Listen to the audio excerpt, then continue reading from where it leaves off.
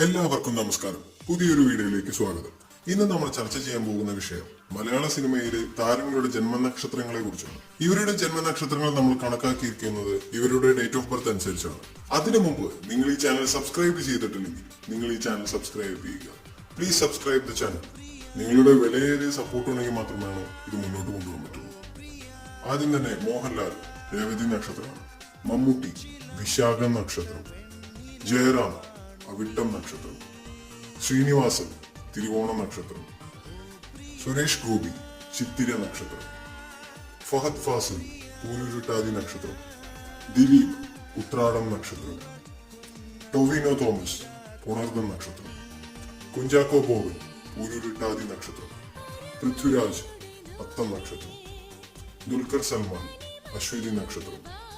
നിവിൻ പോളി അശ്വതി നക്ഷത്രം. ആസിഫ് അലി അനിഴം